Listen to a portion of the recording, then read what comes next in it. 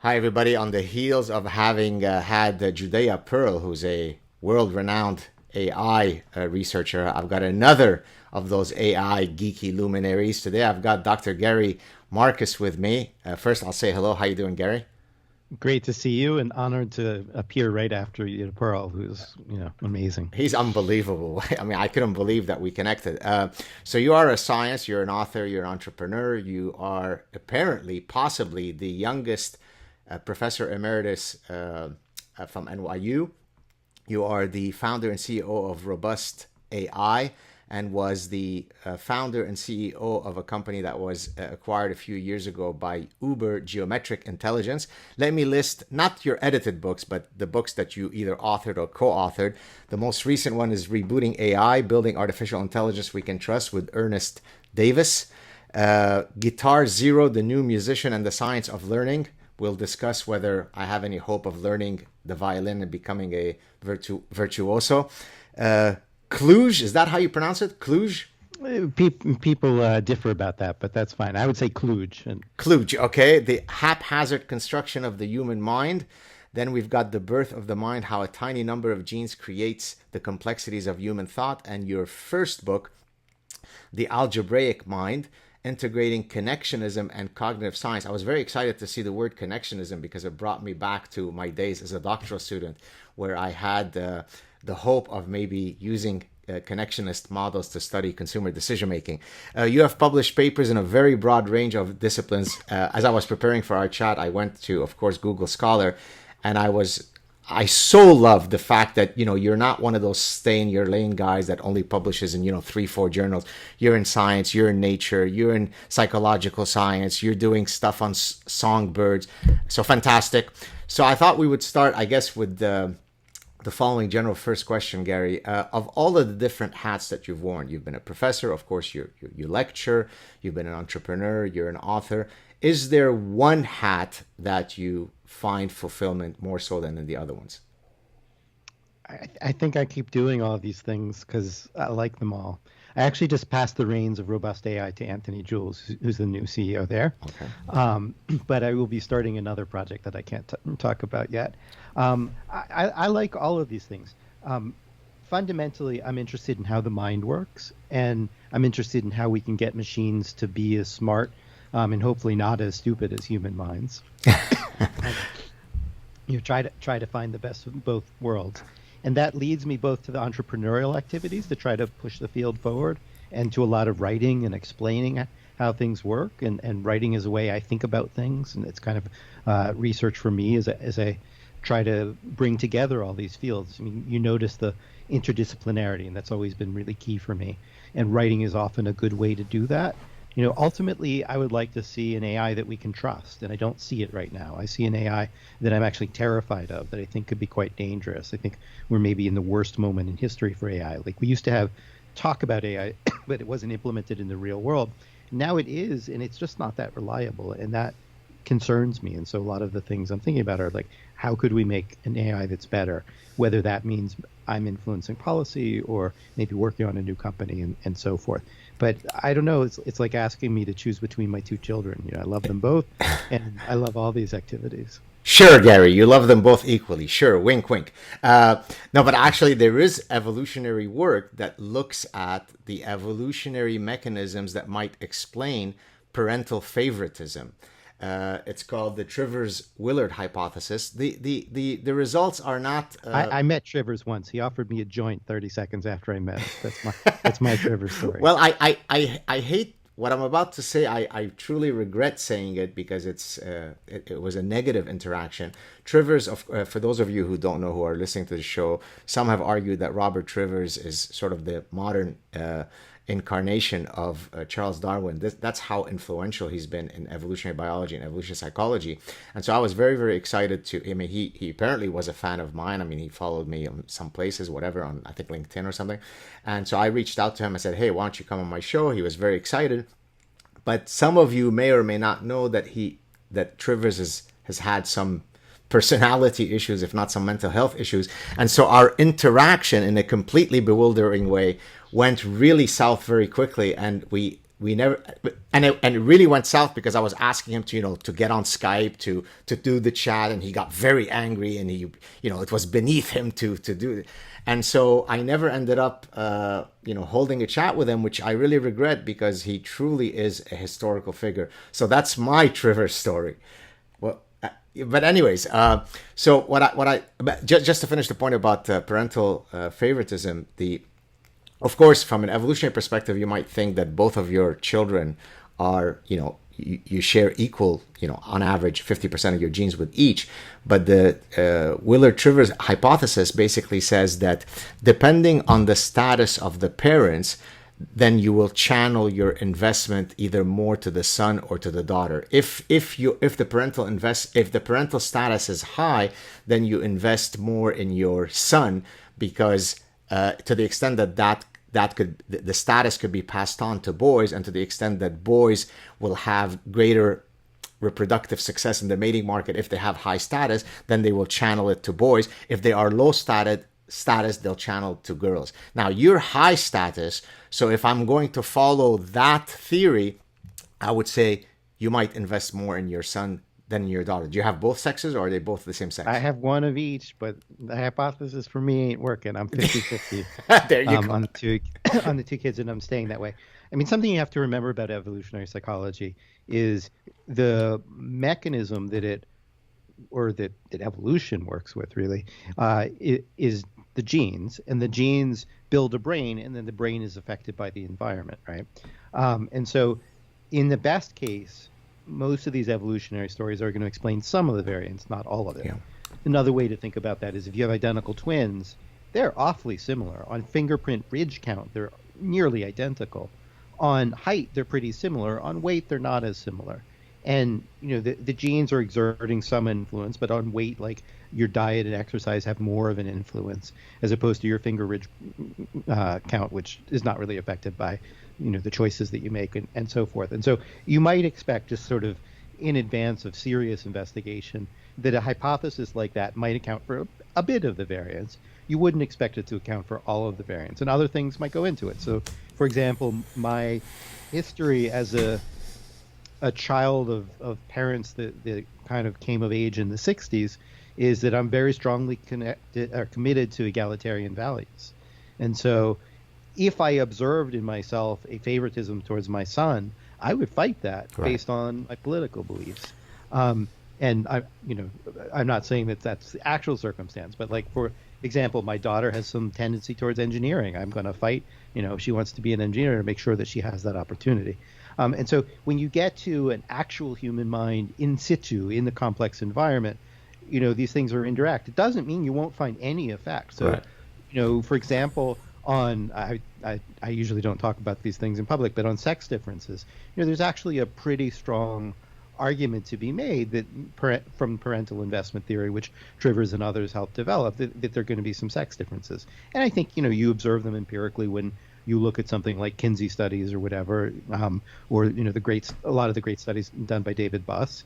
But they're always, modest effects. They're never, black and white effects. There's always shades of gray because there are all these things interacting. And so I think you can say parental investment theory probably is correct in its sort of characterization of general tendencies.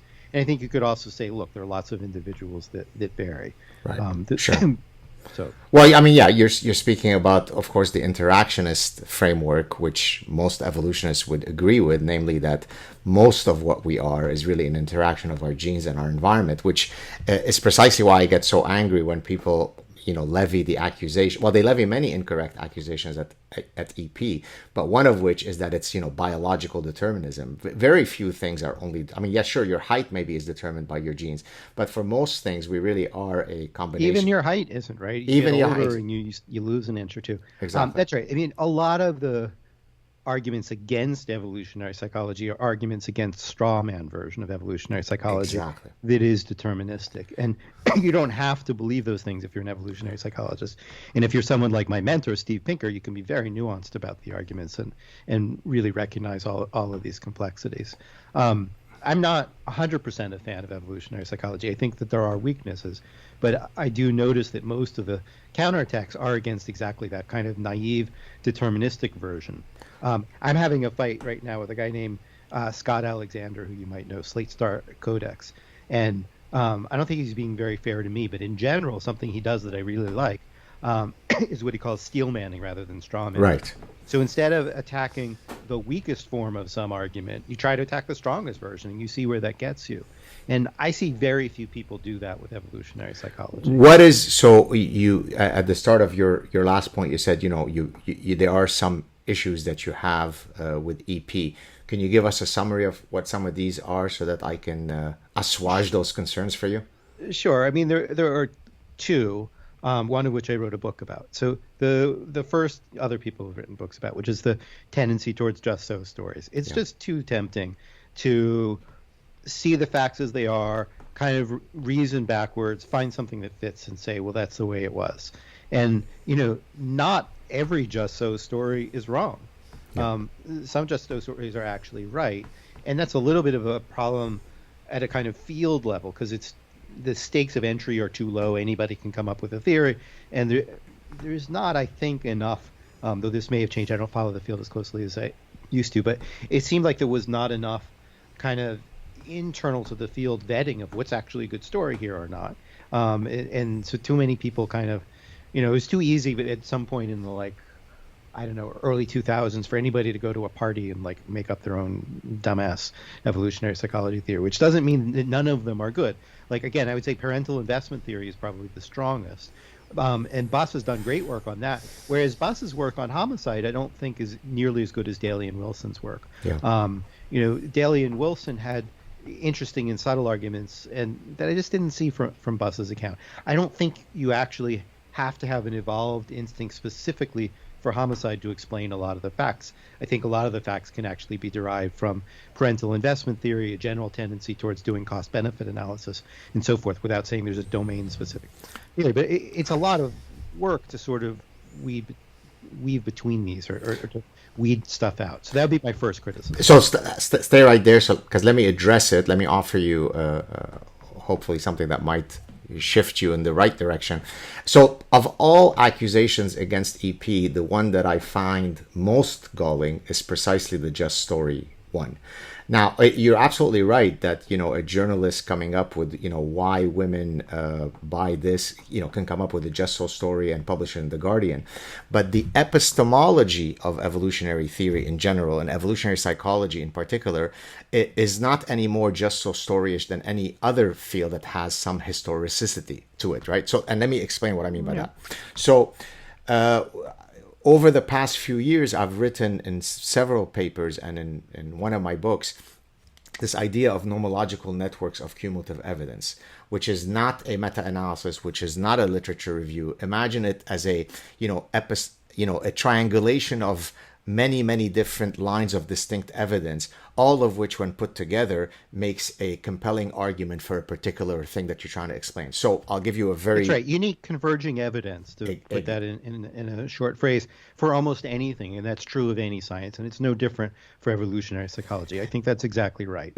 I appreciate you saying that. So, but I think what makes it unique to evolutionary psychology is that because you're trying to make, let's say, arguments of adaptation, or this phenomenon stems from our evolutionary heritage, I will go and look for cross-cultural data, cross-species data, cross-temporal data, multiple methodologies, multiple dependent measures, so that it becomes almost impossible to reach the evidentiary threshold that is required for me to, convince someone who's otherwise hostile, right? And I mean, this is why I think the parental investment theory is actually among the best stuff, because it has all of the things that you just talked about. Exactly right.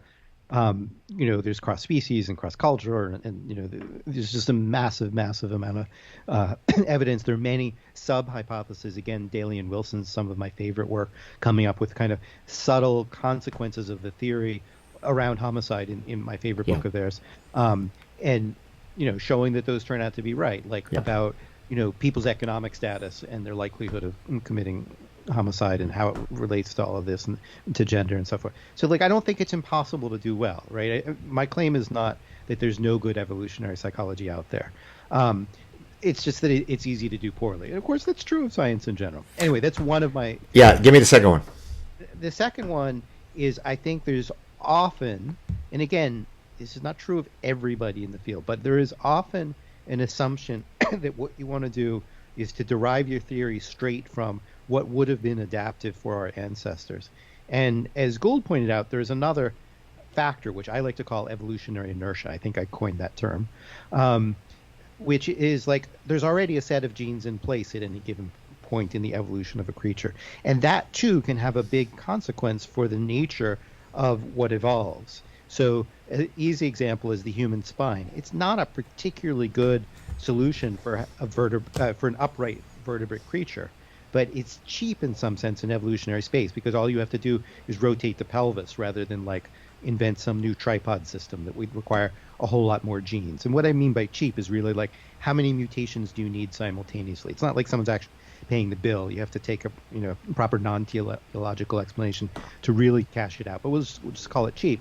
And so I think that some aspects of human psychology are not adaptive, but rather they're the best thing that was available given something else. And this is really what my book Kludge is about. And so an example of this is I think our memory systems suck, and it has consequence for our reasoning. Really rampant consequences for how humans work and get along, and more often don't get along with each other. So the basic argument, the way I ran it, is if you look at our ancestors, and here I'm running an evolutionary argument, what you see is cue-dependent memory. And I'm sure as a cognitive psychologist you're familiar with that. We don't have location addressable memory. So just for your listeners, location addressable memory is what you have in a computer. This is stored in register 1. This is stored in register 2. There's some master map of it. And what we have is cue-driven memory. So like I might remember something better if when I learned it I was lying down, and now I try to recall it when I'm lying down. So the lying down is a cue that drives it. And we do this, I think, as a workaround. And we partly do this as a workaround. It wasn't part of our evolutionary history to do anything that required location addressable memory. We just needed central tendencies across a lot of stuff. So like there's more food up the mountain or down the mountain. Which way should I go? You didn't need to know a lot about individual experiences. So now we are in this world where we actually need a lot of specific information. We don't really have the resources to do it. And so there's some weird consequences, so I argued, like confirmation bias. So my theory, and there are other theories about it, about confirmation bias is the reason it exists is because we retrieve things from our memory based on cues. And so you retrieve things that match. We don't really have a not operator the way a computer does to do a search. And so we wind up finding things that confirm our theories. And that has enormous consequence for society. Like if you think that vaccines are bad for you, then you remember your buddy who took a vaccine and got a side effect, and you don't do a proper integrative statistical search over all of the data that's out there or available or whatever. Serious problem for humanity. And so there, I don't think that our reasoning is optimal, though there are certainly people in literature who argue that, but I don't find that plausible. I think it's not optimal, but rather it's sort of the best that evolution could do, given that you had this lousy memory thing in place already, and memory is such a important substrate for all the reasoning that you do. So if I were to summarize your original point in this segment, you're basically saying that evolution is path dependent, right? You're building Exactly. on previous, right? So number one, while the second, you get an A answer in 2 words, that was it. there you like that, huh? B for converging evidence and U for path dependent.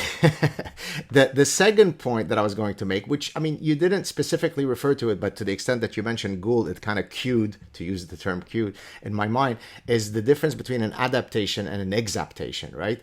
Exaptation is something that is a byproduct of an evolutionary process. So that also fits within your general story of, the path dependency. Did I get that right?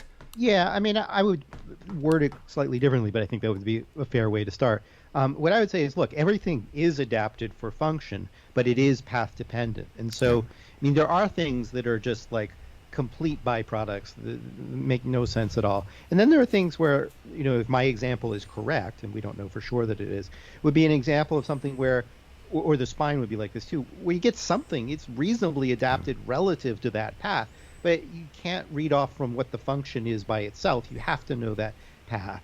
And you get, like with the spine. So we have a lousy solution, but pregnant women, their spine curves a little to accommodate the baby. So there's further adaptation once you have gone down the path of having a single column, support the whole body weight. It's not like evolution ceases to try to find the thing in the fitness landscape. It's just you're in a part of the fitness landscape because of your path. And the naive way to do evolutionary psychology is to look at something and say, the way to solve this would have been such, and therefore our ancestors did that. Now, not everybody is that naive, but I think it is the default tendency across a wide part of the field. And I see too many people, in my mind, giving answers to like, why do we have this quirk of reasoning in terms of, well, it would have been good for our ancestors to yada, yada, yada. And too often, even considering the alternative, like, maybe it was actually shitty for our ancestors, but it was the best they could do given the path that they were on. Well, what do you think, since you mentioned reasoning a few times, what do you think about the theory by Dan Sperber and Hugo Mercier on the theory of argumentation, that the idea is that we've evolved the capacity to reason, not necessarily because we're trying to get to some ultimate truth with a capital T, but rather to win arguments. I mean, that's kind of, in a colloquial way, summarizing it. Are you familiar with that theory? I know about the book. I've intended to read the book, but I've been spending a lot of my time on AI lately, and I haven't read the book. Okay, I think so you should. Yeah. I know roughly what the argument is, but I don't know their full argument. I think that at least related to that are a lot of phenomena. So there are many things that are really about preserving our ego. I'm not a Freudian, but sometimes Freud has the right kind of shorthand, even if he's not a modern psychologist in some sense. We do a lot of things or to maintain our self-esteem, to use slightly less Freudian technology. And so there's kind of fellow traveler with confirmation bias is motivated reasoning. Yeah. And I suppose that would form the empirical phenomena that Mercier and Sperber are probably talking about some. We do a lot of stuff to like convince ourselves that we're right. We reconstruct what happened. We take credit for suggestions that were other people. All this kind of stuff that makes us feel good about ourselves. I don't know whether this Sperber-Mercier argument is kind of a subset of that, or it's the whole thing, right? So it's not just in reasoning, but also like own work bias, and like you have this clever idea, and then tomorrow I'll say, I have this great idea, and it'll actually be your retelling of their idea, and I'll gloss. Call it my own, right? And so that's like feels good for me. I don't have to say I got it from Saad, and or from a book that I should have read and didn't. My great idea. And so that's not just reasoning. That we do a lot of stuff, playing fun and games so that we feel good about ourselves. Now it's true that our argumentation, we play fast and loose a little bit. There's also a funny aside I'm thinking about right now because I'm writing an article. In part about reasoning from an AI perspective, co-writing it with Doug Lennett of the famous Psych project, which I can tell you about if you don't know. But anyway, in his AI system, which is a very interesting experiment, maybe didn't succeed, but really interesting, it started off by doing deductive reasoning, basically. And over some period of time, it's a long project, they moved to a system that's really about argumentation. It's really about finding the best arguments for and against some particular thing, rather than trying to find the one truth. We don't do enough of that. Like in politics, we mostly are like, my guy is right, and here's what's wrong with the other side. We don't do a lot unless maybe we've gone to graduate school, but even then probably only like when our work hat is on, of saying, well, there are actually multiple arguments here. It could be this, it could be that. A good scientist will even say with evolution, it's not proven. Here's all the evidence for it, and there's just not a lot on the other side. But I understand, at some level, we're all agnostic about everything if we're good scientists. But you get down to the everyday, and you're like fighting with your wife about who did the dishes or whatever, and all that shit goes out the window, and you're just like, I remember, damn it, I did it. And, right. The weighing of perspectives doesn't survive the light of conflict typically. I'll just mention two more lines of discussion relating to EP, and then I'd like to go back to AI and give you some sort of my background in AI, which is not nearly this as rigorous as yours. Question one: do you think that in cognitive psychology, too many cognitive scientists or cognitive psychologists are stuck in proximate world. And again, I know you probably know these terms, but let me mention it for our viewers. Evolutionary theory, the epistemology of evolution, argues that there are two levels at which we can explain things. At the proximate level, the how and what of a mechanism, right? And so if you're a memory researcher, you can do, these unbelievably detailed studies about some minutia of the proximate mechanism of how our memory system operates. But then the ultimate explanation is asking the Darwinian why. Why would our emotional system have evolved to be of that form? Why would the memory system have evolved to be of that form from a Darwinian perspective? Do you feel that, say, comparing to today to when you and I were doctoral students, has there been a greater infusion of ultimate level thinking within cognitive psychology? Even if the student in question may not be a hardened evolutionist, do they at least get exposed to the distinction between these two levels of explanations? I think it's still pretty weak in that regard. I am with you that there is great value in thinking about distal explanations. My concerns were like, boiling down to distal explanations are harder than the average person realizes, but they were not arguments for not doing it. Like, there's no point here if you're not looking for the distal explanations. I ran, I have this Substack now, GaryMarcus.substack.com, where I've been writing about AI. And it turns out that my most loyal reader is Noam Chomsky. Is that true? He was one of my first subscribers. He reads every piece except for one about Elon Musk. He's responded to everything I've written. There's like 10 pieces. And almost always what he says is, you're too nice to these neural network people that you're picking on. Most people think I'm too mean. He, I think rightly, thinks I'm too nice. So anyway, this ended up leading to a piece in which he was the star. It was called GPT-3 and Noam Chomsky, or something close to that. And the point that I was elaborating there, I put it in my own words, but then with an epilogue written by him. It was a fun piece. Some people were confused who wrote what, but so I wrote the main piece, and the epilogue I quoted from him. The point he was making is that even if you got a system like GPT-3 to mimic a human being, it still wouldn't explain why human language is the way that it is. Right? There's no distal explanation coming out of that system. And in fact, if you program in, and I'm maybe crossing his words and mine, but it leads to the same place. If you train GPT-3, one of these big, large language models, on computer languages, it'll learn that just as easily as natural languages. And I think you actually said you might want to talk about universal grammar. Chomsky's whole point is that human languages are just some small subset of all the world's languages you could possibly imagine. And what you want to know as a scientist is, why do we speak those and not, for example, computer languages? So, for example, computer languages are perfectly recursive. This wouldn't be Chomsky's example, but mine. Whereas human languages have some embedding, but they have limits on that embedding. Computer languages are completely unambiguous, and at least properly designed ones are. And human languages are filled with ambiguity, which, poets use to good use. If you want to be an evolutionary psychologist, you can, talk about that, but, also causes lots of problems, et cetera. But in any case, we have the languages that we do, and they could have been different. Now, if you are a biologist, let's say looking at plants, and I borrow this example from Chomsky from when I was a grad student, if you're looking at plants, one thing to do would be just list all the plants. But it would be much more satisfying to find out, like, why do we have the plants that we do on this planet? There are other planets you can imagine, but the ones we have all have, relatively common structures, and that's interesting. And for linguists, that's what you want to understand, is why do we have the languages that we do? And all this AI work, even when it works at its best, is telling us nothing about why human languages are the way they are. They'll just mimic whatever data they leverage from massive databases that humans do. They're sort of parasitic, and they're not explanatory. And so they're deeply unsatisfying exactly on the axis that you just asked about, which is proximal and distal. I don't think that GPT-3 is the right proximal mechanism for language. We can talk about why, but even if it were, it gives you no insight to the distal thing of why language has been shaped the way that it has. And that's disappointing if you're a scientist and you want to understand we have this very bizarre creature with no obvious analog, namely the human being that transmits all this stuff through culture, most of it verbally. Like, how does that happen? I want my science to tell me that.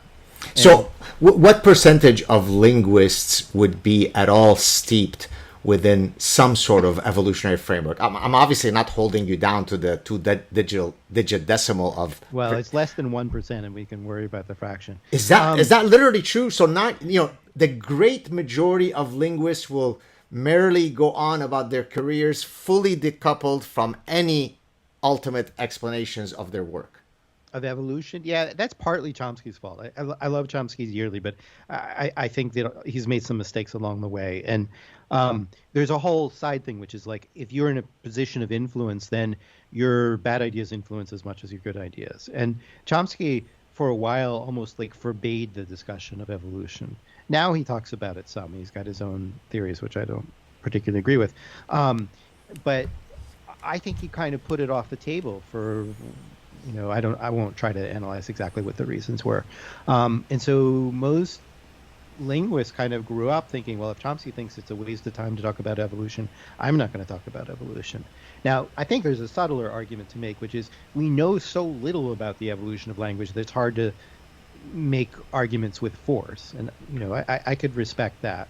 Language is particularly hard to study because the closest thing that might look like a counterpart in any animal species is probably animal calls, and they just don't work the same way as natural language. So, when a vervet monkey shouts that there's an eagle above, it's just not the same system as human language. And that means that you can't do things like use animal models the way you can in vision. So if you want to study vision, if you're comfortable with the ethics of it, you can do all kinds of experiments in monkeys. Turns out that monkey vision is organized in many ways, not all, but in many ways similar to humans. And we have good reason to believe that from the genetics and from experiments when people's brains are cut open for epilepsy. You can do some comparisons and blah, blah, blah, blah, blah. So there's lots of animal model stuff you can do. There's lots of intervention studies you can do with animals where they might make some people queasy, but people have done them. So like, what happens if you raise a cat in an environment where there's all stripes? We don't have anything. I mean, maybe people would think that's unethical now, but the experiments were done in the 60s, and we can look at them and have all kinds of information. We don't have any of that for language. So it's really, really hard to kind of fill in the evolutionary record around language. So there's a respectable argument which would say it's just really hard and maybe we should work on other things that are more accessible. But I don't think there's a respectable argument to say it's impossible or irrelevant. And there is a set of people that Chomsky is somewhat allied with who call themselves biolinguists, who do care about these considerations.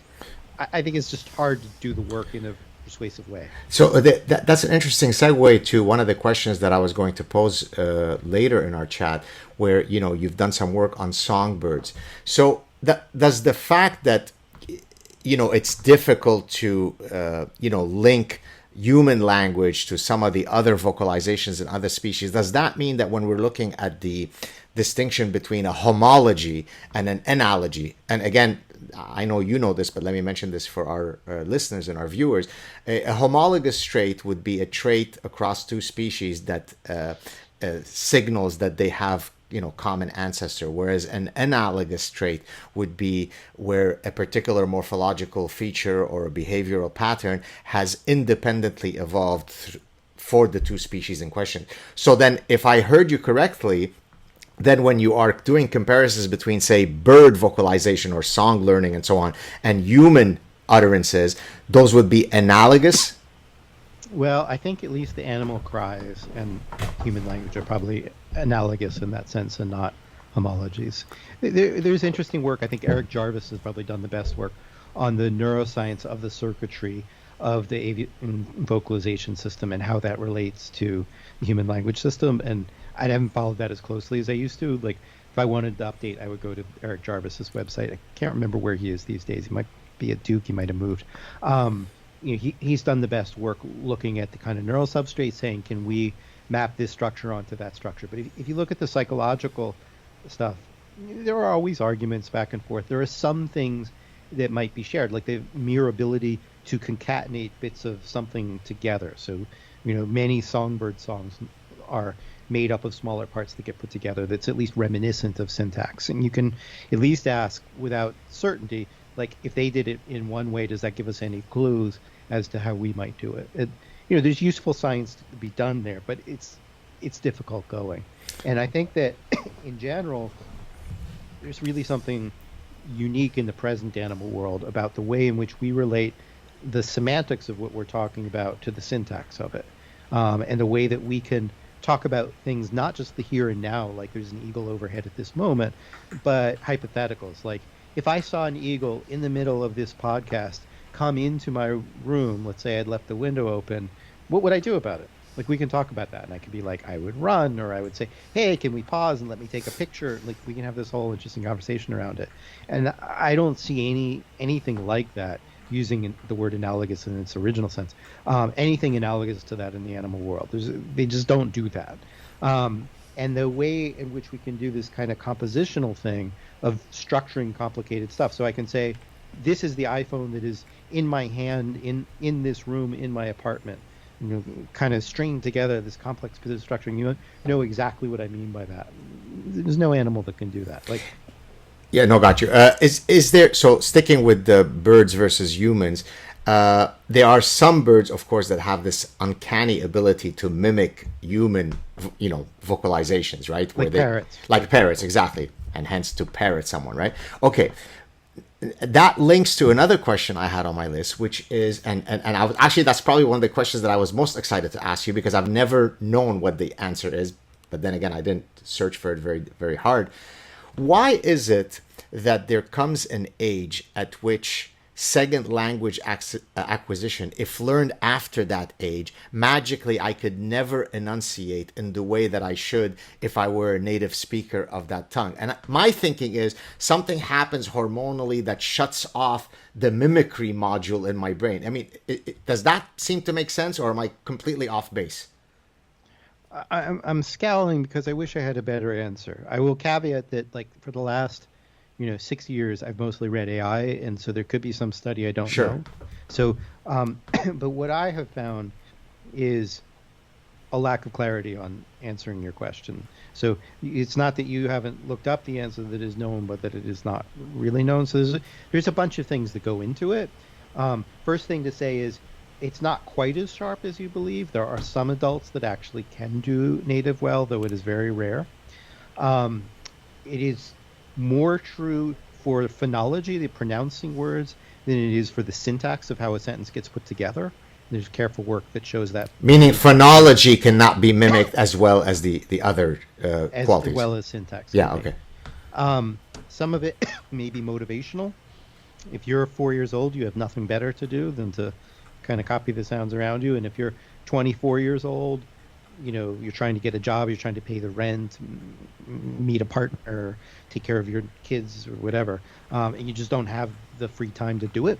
So there may be some, stuff around motivation and time management that contributes to it. There may be some contributions of habit. So if you have a habit of doing, this particular syllable in this way, or phoneme in this way, it's hard to get you to do it in a different way because you've so invested in the other. So there are all these theories floating around, and they probably all account for some of the variants. It's not as clear. All the things I said are clear, but there's no one smoking overarching framework, right? One of the reasons I'm asking is from a personal perspective is that I too have two children. My wife and I speak 5 languages combined. I speak 4, she speaks 3. We don't share 2 of the languages I speak. She doesn't speak them. One of the languages she speaks, I don't speak them. So I speak, my mother tongue is Arabic. We're Lebanese Jews. And so I speak Arabic, also speak Hebrew, French, and English. My wife speaks French and English and Armenian. She's Lebanese Armenian. We ended up not speaking to our children either in Arabic, Hebrew, or Armenian, because if I speak in those 2 languages, she doesn't understand. If she speaks in Armenian, I don't understand. And so our kids have grown up only speaking French and English, which really upsets me. That's probably my greatest parental regret so far. May it be the only one that I ever experienced, because I think that we've destroyed their potential to have this incredible linguistic heritage, right? When I walk into, when I hold a very serious chat on some show in Arabic, suddenly people are, it's as if I'm an alien, right? I mean, they can't imagine that I could be holding a chat in Arabic. It's really quite intoxicating in a sense. It's quite powerful, right? And yet they've lost this ability. And the reason why I asked you about... How old are they? Well, that's the point, because I'm now seeing that window closing very quickly. So my son is 10, our daughter is 13. So have we missed the boat, Dr. Marcus, or do we have hope yet? Well, if you moved to an Arabic speaking country and gave them no choice, they'd probably catch up. The 10-year-old definitely would. The 13-year-old might. Yeah, Um, you know, exactly. 13 is on the edge where they might get it, they might not. And the 13-year-old's got some hormones going probably, and probably has other interests, and it Not might be boys though. more, Don't say boys. it might be more incentive, it might be less incentive. Like the empirical detail are not black and white, like I'm saying, but they're strong. Got you. Okay, let's now delve into I guess what seems to be your sort of biggest passion these days, within the intellectual landscape, which is AI. Before we delve into AI, let me give you my background in AI, which is quite limited formally. In 1985 or 86, so I did an undergrad in mathematics and computer science, and my AI professor in an AI course was a gentleman by the name of Monty Newborn. So first question is, have you heard of him? Do you know who that is? Monty Newborn, I mean, I'm not sure if you should have or shouldn't have heard of him. He was part of the original, I guess, team or gang that worked on, is it Big Blue or Deep Blue? The chess playing games. I think it was through IBM. And one of the one of the big assignments we had to do in the course was to use alpha beta pruning, search algorithm to kind of cut down a tree for a game that we chose. I can't believe I still remember all these details. And so at the time, I was very excited as a kind of a computer science guy. I was very excited by the promise of AI, but I always thought, as just an undergraduate student at the time, that maybe we were overselling the promise of AI. So now fast forward 35 plus years later, and then looking at your latest book, it seems as though my intuition from 35 years ago is materializing in your positions. Did I summarize that correctly, or am I totally off base? Yeah, I mean, these positions are older than you or I. Right. But I think that the overselling of AI has become big industry right now. I think there's been real progress in some respects. Maybe the most impressive stuff are these art generating programs like DALL-E 2 and Imagen and What do they do? Can you just explain to our viewers what these systems do? What are the things that they solve? what they do is they draw a picture given text. They don't work perfectly, and sometimes the hype hides that fact. But in a best case scenario, you'd say like, I want a picture of a guy with a microphone in front of him in the style of Van Gogh, and it might very well give you that, and it's an exhilarating feeling when you get that. You have a feeling of power. It might be really fussy if you said, I want a picture of a guy in front of a microphone with a book on evolutionary psychology in the business sciences in the background. And, for you, the title might be important, and it might come back as and, like just completely garbling the words. That's one of the things these systems actually do, is they have a tendency to garble words. And so, like, if you wanted a rough sketch and then you had a real artist finalize it, it'd be brilliant. Like, you could do in an hour, you get 20 ideas. If you wanted an exact final thing that you would want from a commercial artist, you'd be disappointed. You'd be like, no, could you move this to the left? And it doesn't understand what move this to the left means. So, how much commercial impact it's going to have, I don't know, but I suspect it'll be considerable. It's certainly going to be useful for people, let's say, in the filmmaking industry, where they want to show concept art to help people get a general sense, and they have a whole stable of artists that can then fill it in. And it'll be useful if you want something for your PowerPoint slides and you don't care too much about the detail. So it's going to have its uses. It may also have its frustrations. But in any case, it's cool, but some people think it's even cooler than it actually is. So when it came out, the first of these systems came out, the CEO of OpenAI said 45 minutes after releasing it, AGI is going to be wild. And let me unpack what he meant by that. So first of all, AGI is artificial general intelligence. Suddenly have some background noise. So he was saying that artificial general intelligence, machines that can understand anything, are going to be kind of amazing, because look at this cool thing that we come up. And the reality is that this tool, though it's really interesting, I think has nothing to do with artificial general intelligence. And in fact, we have not made much progress in artificial general intelligence. We've been working on it collectively as a field for over 65 years. And some of the most basic things remain unsolved. And you can even see that if you look carefully at DALL-E. So, for example, it doesn't understand the difference between I want a red cube on top of a blue cube and I want a blue cube on top of a red cube. It doesn't understand what the philosopher of language Frege, or I'll say this, Frege is known for this idea of compositionality. And this system doesn't have it. Compositionality is like understanding a whole in terms of its parts. And it just doesn't really do that. And it's hard if you're not an expert in AI to understand even how it's doing what it's doing. But the reality is it doesn't really understand what it's talking about. Another instance is if you say, I want a cup of coffee with holes in it, it doesn't know that the coffee would spill out of the holes. So you'll see the blob of coffee in the holes behind it. And the defenders of the faith will be like, well, it's just trying to be surrealist or whatever. But they would wind up in really weird land of unfalsifiability that would nauseate Karl Popper. So like, you make a story, there's another version of Dassaultism, for anything. But the reality is the systems don't understand the physical world or the psychological world. They have a big library of pictures that they're interpolating between. And we don't have intuitions about what that means at a scale where there's a billion pictures in the input. Turns out you can do really fabulous things, but that you're not actually that smart. So it's kind of like a magic trick. Like when somebody looks like they're cutting the lady in half with the saw, doesn't mean that they're 2 steps away from a technology in which we can cut people in half. We're nowhere near such a technology. So what? Forgive if the way I'm phrasing this is rudimentary. I obviously haven't kept up with the AI literature the way that you would have.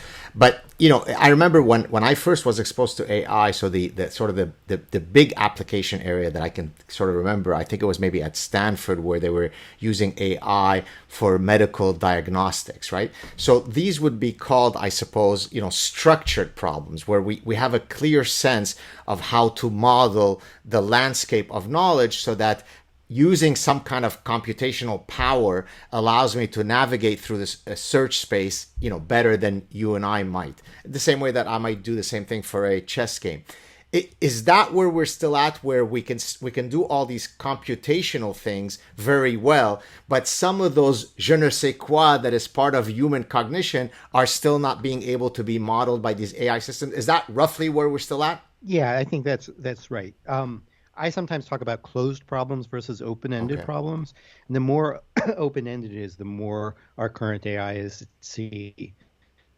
Maybe the most aggressive system is Gato that can do I forget if it is 350 different tasks. But if you give it the 351st task that isn't in its training set, it's probably going to screw up. Right. Whereas if I tell you, okay, I want you to play a new game you've never played before. I see you have a bunch of books in the background.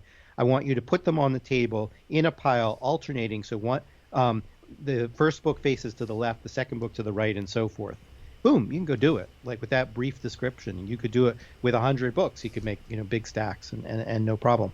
And the AI systems would have no idea how to do that. They don't have this human ability, you said, je ne sais quoi, to hear a new task and go and do it, or take a small amount of instruction and deal with it. What they do right now is a kind of brute force. It's not the same as the chess computer that you knew once upon a time, and technically it might not count as brute force as it was once defined, but ultimately that's really what it is. The brute force here is a lot of data, a lot of compute, and something like a lookup table, or computer scientists might know the term a hash table. Exactly. And that's most of what current AI is doing. And the problem is it mostly works most of the time and rarely works all of the time. And so you get into domains where that's fine and domains where it's not. So in advertising recommendation, if I say you like, the consuming instinct, and I say, well, maybe you'll like evolutionary psychology and the business sciences, and it turns out you don't because it's a more technical version, I'm guessing, just looking at the cover. Yeah. Too bad. Nobody dies. Some money was wasted on a book. It's fine. Give it to a friend. But if I have a driverless car that works most of the time and now runs into a tractor trailer that was parked and kills you, that's a very serious error, and it has happened. And so these systems are not very reliable because they're basically working on lookup tables. They can't really reason about what it is that they're seeing. So most of the time you drive by reflex, but sometimes you see something weird, like some dude is carrying a stop sign. Maybe you never saw it before, but you can be like, I guess that dude wants me to stop, right? And Tesla can't reason in that way. And so, there are domains where this is really quite dangerous.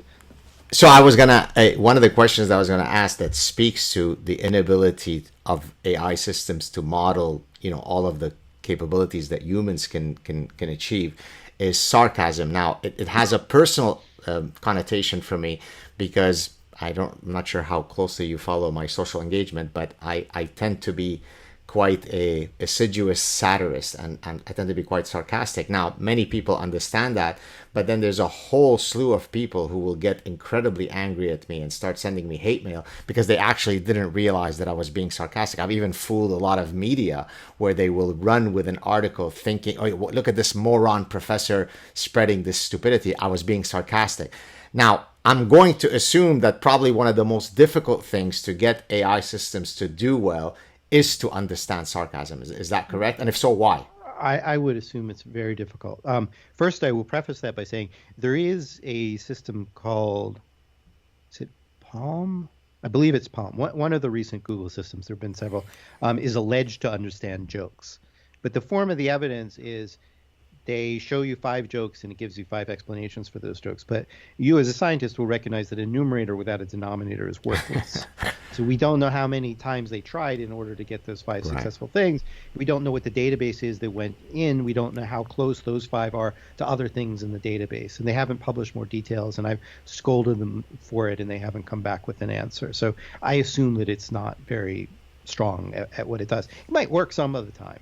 It's not going to get all of the collected wit and wisdom of God Saad. Like, you're going to be outside of the training set, and it's going to fail. Of course, some humans may fail too. Ultimately, to get sarcasm, what you really need to do is to have a model of the world, a model of the listener, and a model of the speaker. Right. And, for sarcasm to work, the person has to have some basis in which to understand you're kidding. Now, sarcasm is, in that sense, audience specific. Right. So, I could say, so my point is the Earth is flat. And if you don't have enough context to realize that I'm a scientist and that, I couldn't possibly mean that the Earth is flat, then you might think that it's a literal utterance. So you have to have a model of me and where I'm coming from to deduce that I probably didn't really mean it and that I'm being sarcastic. And there is no current system that has a rich enough model of a human being, their intentions, and how they use language to be able to do this systematically.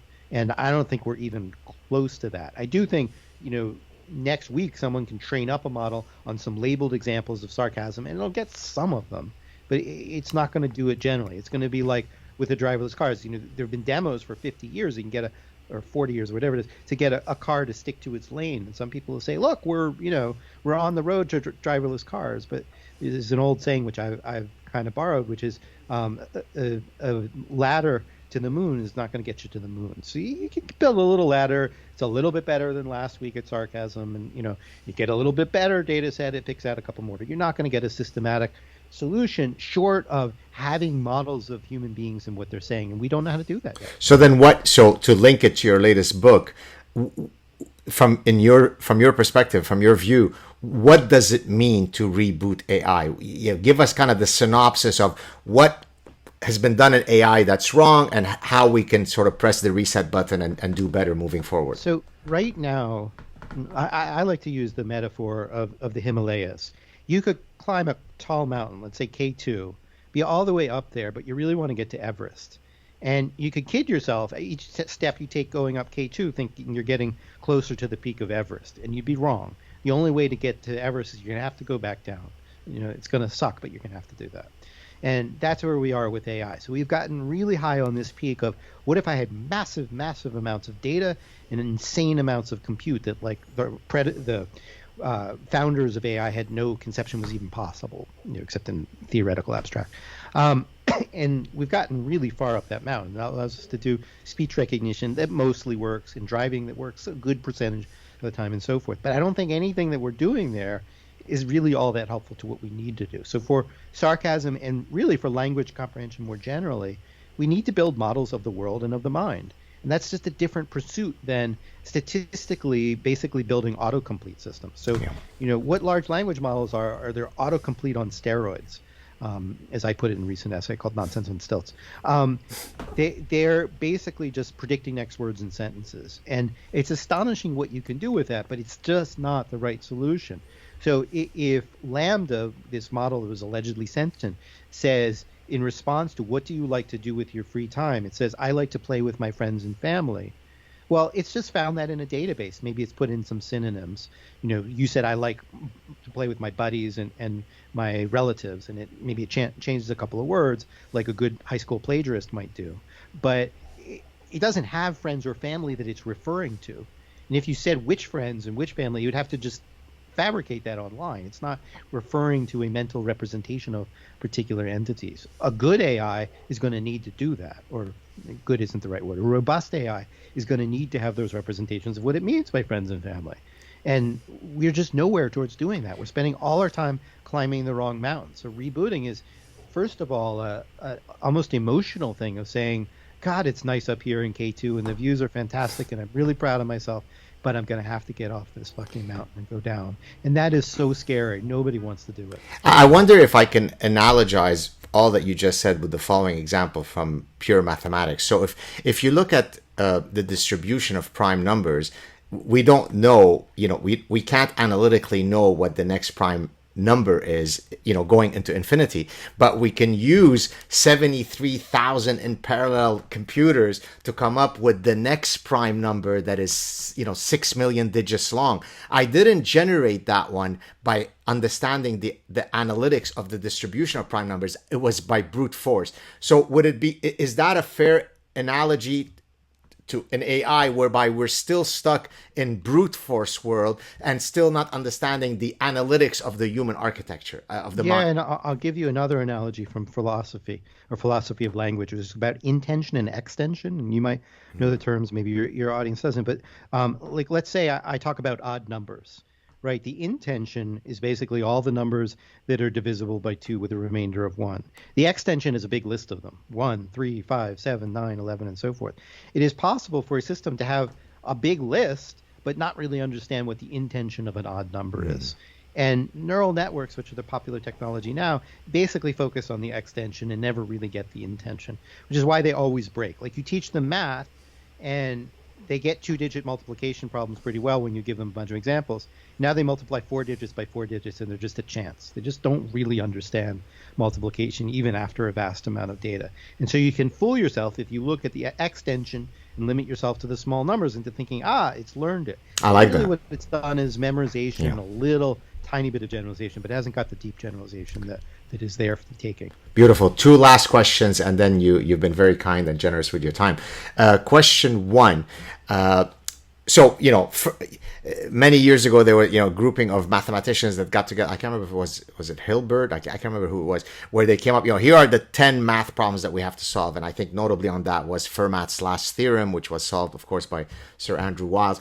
What is the holy grail in cognitive science? Is it the modeling of human consciousness? Is that it? Is that the one that gets you the Nobel Prize in cognitive science? Yeah, let's suppose there is a Nobel Prize in cognitive science. There is the holy grail of cognitive science. Is consciousness the end goal, or understanding it? I mean, I think we have a lot of problems to solve before we get there. When I think about consciousness, I always think of the last line of Wittgenstein's Tractatus, which is, where we cannot speak, we must remain silent. I think there's a lot of talk about consciousness, but we don't really know what the problem is. David Chalmers is right that there's a hard problem and an easy problem, but the hard problem we still haven't formulated well. I think that there's much more basic things to be solved in cognitive science first, that are themselves hard but not as hard. In terms of what is the way in which we represent knowledge? How do we understand a sentence? There are many sub-problems that are just really, really hard. How does a child, the one that I wish I could answer, how does a child come into this world with whatever innate stuff is there, which innate stuff is it, and pick up a language, a first language? It's one thing to pick up a second language where you already have a conceptual thing to map it onto, but a first language, how do you even figure out what are the nouns and verbs, and that there are nouns and verbs, and how do you relate, some of these to objects and some to events, and the data are so messy and complicated. How do you manage to do that?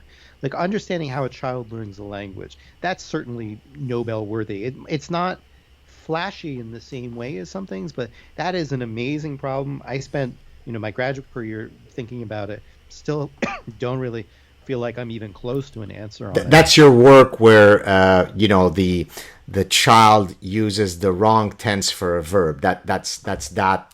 Well, that was my particular take on it. I mean, it's the pimple on the giant mountain. But or alternatively, more charitably, as Pinker would say, it was the kind of fruit fly of language. Right. Like, here's this very seemingly trivial system. You have irregular verbs like go turns to went in the past tense, or sing turns to sang, and then you have these regular verbs like walk goes to walk. How does a kid even figure that out? And I mean, it's a nice case of this, right? Like, how does a child even understand that when I say go and I say went, that I'm talking about two different things at two different times? Yeah. That is an amazing intellectual feat that is still unexplained. People have been thinking about those specific errors since, I guess, the 1960s. Like, amazing. My whole life, people have been thinking about that. And the only solutions we have, and mine included, and I spent my thesis working on it, are hand wavy. We don't really have an answer to that. And like, a lot of people have focused on the simple part of the problem, which is if you have that list of irregular verbs that you could get in a second language guide to English, how do you figure that part out and figure out, that ring goes to rang? Maybe you haven't heard it before, you heard sing, but completely ignoring the hard part of understanding what time is and why tense is represented in a language. I mean, nobody has solved that. So that, like, I would give a Nobel to a satisfactory answer to that. It's such a deep question about what makes humans human. And then the corresponding question for AI is, how do you get an AI system to do that? Nobody has that. You can get fooled by these systems like GPT because they can talk about a lot, but they don't really know what the fuck they're talking about. Whereas, by the time my kids were 3 or 4 years old, when they talked, they knew what they were talking about. And they didn't know every single vocabulary item in English, but if I said, can you walk on the edge of that chair without falling off? They would go walk on the chair without falling off. Like, they could immediately turn that into a motor and cognitive challenge instantaneously because they could relate the words to the stuff in the world. I think that's amazing. Yeah. So before I get to the last question, which I'll leave you off with, as you were saying all these different things, it reminded me why I became so excited by the field of cognitive studies, because it is so interdisciplinary, right? So you're talking about linguistics, you're talking about AI, computer science, modeling, psychology, and it's because each of those disciplines has something, or philosophy has something unique to say about the human mind. So for you aspiring students who would love to study the human mind and do so from an interdisciplinary perspective, cognitive studies is the way to go.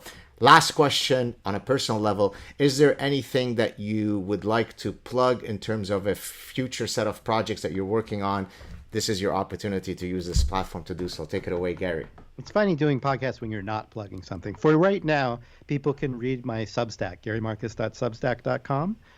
There will be a podcast of my own in the spring, which should be pretty interesting. And I presume that I'll be the first Luminary guest on that show?